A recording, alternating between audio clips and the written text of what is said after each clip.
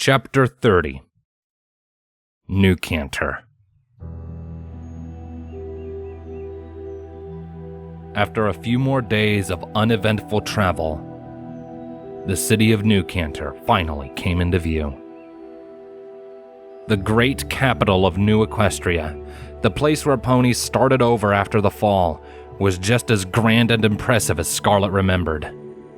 Enormous walls of heavily reinforced stone enclosed a practical metropolis that had been built up over the course of 400 years. At its heart was an impressive castle that towered over the rest of the city and warned off any who would dare to threaten its inhabitants. The various structures that lined the streets were taller the closer to the castle they were, making the city almost look like a mountain, with the roof sloping closer to the ground the further out they were, and the pointed roofs of the castle being the very peak. Visible to the south was a wide river that caught the morning sunlight, and a large harbor that had been constructed there for trade vessels and naval ships. Scarlet cringed. It had been years since she had last laid eyes on the capital of the country. Specifically, it had been when she was being carted back to Swan Run after her discharge from the military. Her escort had stopped in the city long enough to finalize the details of her dismissal and treat himself at the local inn and tavern for the night. Not the most pleasant memory. You okay? Primrose asked from her perch on Scarlet's back. You feel kinda tense. Scarlet hummed quietly. Once upon a time, this city might have made me feel safe and secure. But the last time I was here, I was in chains. And now I'm a wanted fugitive, and this is the source of the ponies that hunt us. I'm not exactly thrilled to be back, she explained simply before glancing sideways at Lens. Remember, we are only staying here for a day, 2 at the absolute maximum. I know, he replied with a curt nod, his expression serious. I have no intention of staying any longer than that. With any luck, I might just be able to smuggle out the tools I need to keep studying the lamp when we leave. See to it that you do. The sooner we know what that thing truly is, the better. Primrose frowned before propping herself up on Scarlet's head. So, are we doing fake names again? She asked curiously. Lens raised an eyebrow. Fake names? It was my idea, Scarlet said.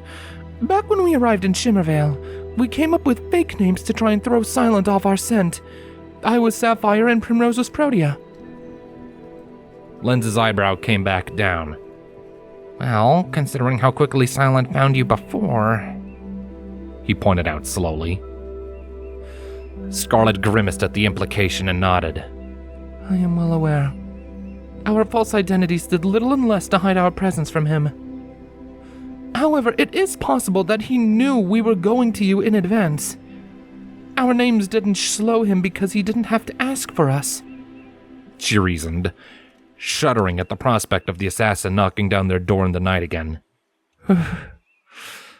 Still, it's better to be safe than sorry. Lens was quiet for a second before looking ahead at the capital. All right, fair enough. I'll be Looking Glass then, he said, nodding back at his cutie mark for emphasis. We have to be sure our names are believable, after all. Scarlet nodded. Indeed. I'll remain as Sapphire, and Primrose shall remain as Protea. Okay. Primrose nodded quickly, before resting her chin on top of Scarlet's head. So, what are we doing once we're in the city? Our first objective is to head directly for the Academy, and have Lens call in whatever favors he has to in order to gain access to the tools he needs to study your lamp. Scarlet began without even a moment's hesitation, her mind springing into action and picking apart everything she knew about the city, which was regrettably little. Once that is done, our next priority is to secure shelter for the night. A local inn would be sufficient, although we'd want one that gets a lot of traffic from travelers, somewhere where we'll blend in.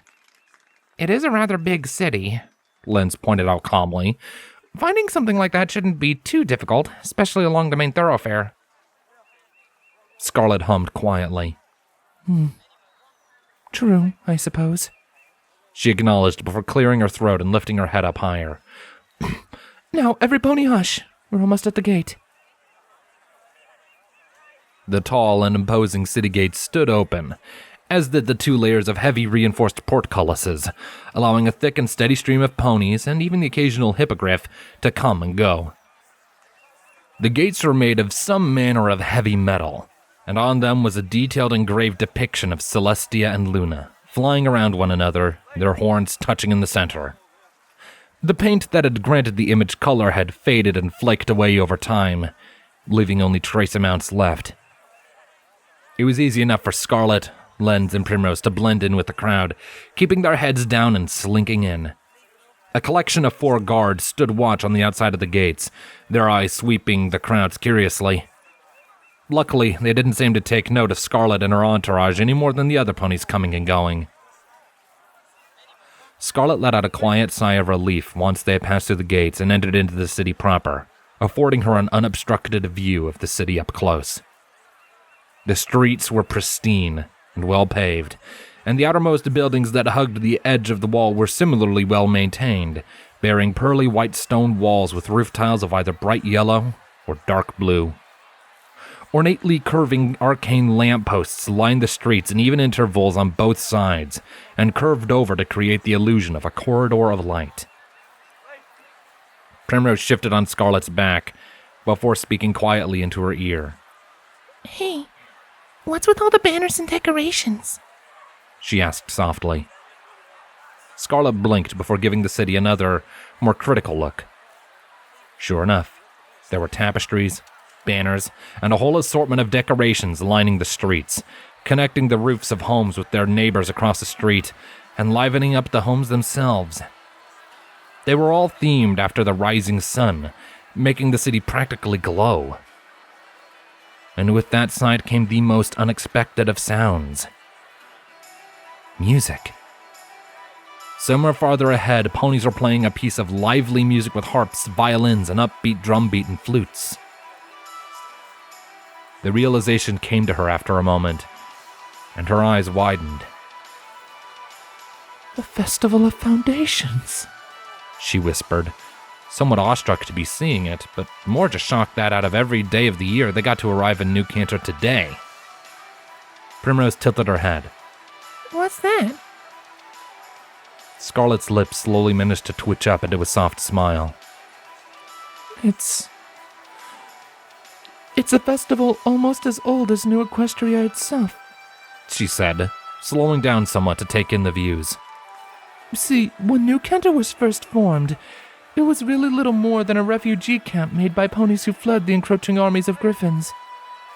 For a long time, we were not recognized as our own sovereign nation. Just a splinter faction to be brought to heel like everyone else. But when the griffins finally deigned to follow us, we had managed to dig in enough to drive them off long enough to wear them out and be officially recognized as our own country. This festival was started to celebrate that day, the official beginning of New Equestria, and the beginning of a new dawn for ponykind. Len shifted closer to Scarlet's side to avoid getting lost in the energetic mass that was the crowd. Well, we picked a good day to show up, he said with a smile of his own growing. It'll be a lot harder for us to be noticed in all of this happy chaos. The group soon exited the thoroughfare that served as the entrance to Newcanter and entered into an enormous sprawling plaza. 3 ornate fountains formed a triangle shape around the edges, each one themed after night, day, and the twilight hours respectively. In the very center of the plaza was a grand statue depicting Celestia, Luna, and Twilight, their backs pressed together, their wings fanned out, and their heads held high to look down on the ponies below with serene smiles. But more than that was the sheer volume of activity in this plaza. A collection of stalls had been set up, each one continuing the theme of sunrise, the ponies who managed them calling out to be heard over the roar of the crowd. Market stalls selling food, trinkets, knickknacks, and a whole host of other things were accompanied by services, competitions, and games. Fools flocked between them in a mad rush, their parents desperately trying to keep up. Primrose's eyes locked onto one such group of fillies and colts as they went storming past, giggling and laughing to one another in absolute delight as they chased after what appeared to be a grown stallion dressed up as a manticore. After a moment, she tapped Scarlet on the head a few times. Scarlet? She asked timidly. Can we stay here for a while? I want to look around. Scarlet paused mid-step to glance up at the filly, her expression hardening. It's Sapphire in public, remember? She hissed, glancing briefly around to ensure they hadn't been heard. Luckily, no pony else seemed to be any the wiser. Satisfied, Scarlet gently lifted Primrose off of her back and set her down so she could look into her eyes. And secondly, Protea, no. I'm sorry, but we don't have time right now. We need to get to the academy and... Actually... Lens cut her off softly with a tap to her shoulder. Scarlet turned to look at him and found him grinning at her. It might do you two some good to stay here for a little while and relax. I can go to the academy faster on my own anyways. I know these streets pretty well from when I studied here, but having to guide you two there would slow me down. Splitting up is dangerous, Scarlet pointed out with a frown. We need to stick together here. Hey, you're a lot better suited to guarding her than I am, Lens countered without missing a beat. I deal in shields, barriers, and wards. None of those would last long against Edge or his cronies. Besides... He crouched down to be closer to Primrose's eye level and ruffled her mane with his smile widening, making her giggle. He looked up at Scarlet. Both of you could use some stress relief. And you can look around for an inn while you're here if you want to. Come on, Sapphire. Please? Primrose all but begged, reaching up and hooking her hooves into Scarlet's cloak so she was practically hanging off the taller unicorn. Please, please, please? Scarlet hesitated. On the one hoof, they were not here to play games or see the sights. They were only going to be here for a day or two at most, and then they were leaving. Getting mixed up in the local festivities would make their departure all the more grueling and unpleasant. But on the other hoof, she looked down at Primrose and into her eyes, thinking back on the journey they had shared thus far. How many times had she gotten to see Primrose get to be a filly? How many times had Scarlet been able to say that she had seen the foal she swore to protect really have fun, laugh, and enjoy herself? Only a few times came to mind, and they were few and far between. Of those times, one stood out to her. They had been walking through the woods and had both devolved into a fit of laughter after making dumb faces at each other. And in that moment of levity, Primrose had said something that stuck with her. I think you should smell the roses more too. Scarlet's uneasy expression eventually softened with a small smile. Okay, I'll tell you what. She began in the motherly diplomat voice she had used on Crystal in the past. Let's find an inn first. And once we've cleaned ourselves up a bit and done something to make us a bit less recognizable, then sure, we can spend some time here. Does that seem fair to you, Protea? Primrose's eyes lit up with elation at the prospect, and she suddenly jumped up to hug Scarlet tightly around the neck. That sounds great! Yes, yes, please! She squealed, her hind legs kicking enthusiastically underneath her. Scarlet tilted forward slightly from the weight now dangling off her neck, her expression becoming pained. Hey, down! You're hurting my neck! She protested indignantly. Primrose let go, dropping back down to the ground with a big, eager grin. Sorry. Now come on, let's go find an inn. Not so fast, little one. Lens interrupted her with a chuckle, catching her with his hoof when she tried to go sprinting off into the crowd to find an inn. I need something from you first, remember? Primrose paused at that, the joy on her face slowly diminishing. She looked up at Lens with an uneasy expression. Then, with a hesitant nod, she took off her saddlebags and passed them to him. Just take good care of it, She whispered to him. please.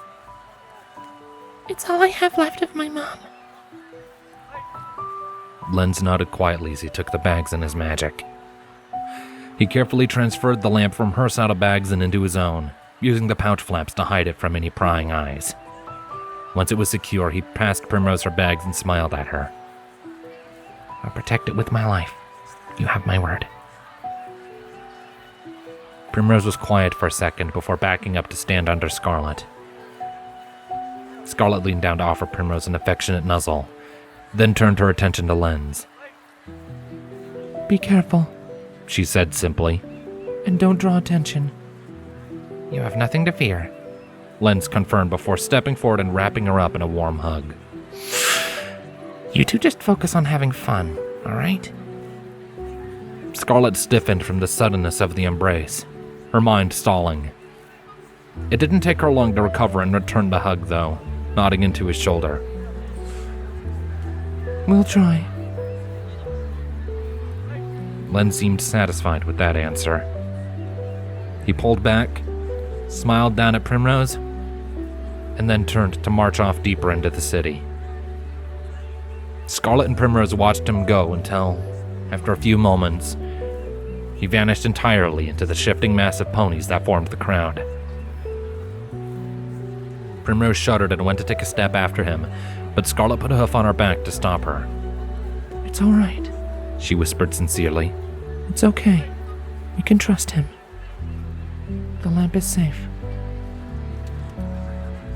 Primrose was quiet for a second before nodding. I hope so. Scarlet sighed before gingerly lifting Primrose back onto her shoulders with her magic. Come on. Let's go find an inn, since you're so eager to have some fun.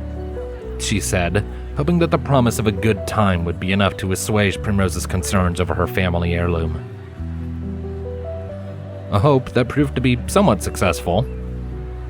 Primrose focused ahead and nodded, albeit with slightly less energy than before. Scarlet turned and began to walk, her eyes scanning the buildings for an inn. She was rather eager to find a place to stay so they could get to playing around in the festival.